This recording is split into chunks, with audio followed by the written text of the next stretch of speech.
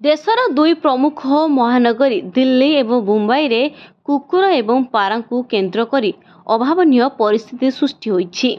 गोटे पटे दिल्ली रे बुला कुकुर आतंक भली निष्ठुर घटना सामना को आसुथुवा बेले अन्यपटे मुंबई रे पारा को खाइबा को देबा को नहीं विवाद तेजिबारे लागिछि।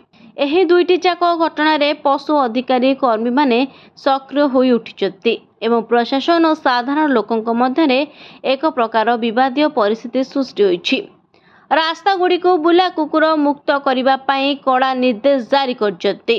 समस्त बुला कुकुरन को धरिबा को सुप्रीम कोर्ट निर्देश दैछନ୍ତି। एही कुकुर माननकु धरी डॉग शेल्टर होम रे भर्ती करिबा को कहिसନ୍ତି कोर्ट। कोर्ट ए कुकुर मानकर बंध्याकरण एवं टीकाकरण पई मध्य निर्देश दैछନ୍ତି। कुकुर धरिबारे बाधा सृष्टि करथिबा लोकंक विरुद्ध रे कठोर अवमानना कार्यानुष्ठान ग्रहण कराजियो बोली मध्य कोर्ट चेतावनी दैछि।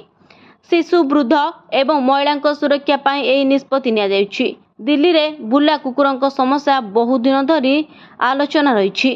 कुकुर कामुड़िबा एवं आक्रमण बढ़ुथिबा घटना लोकंकु चिंतित करिछि।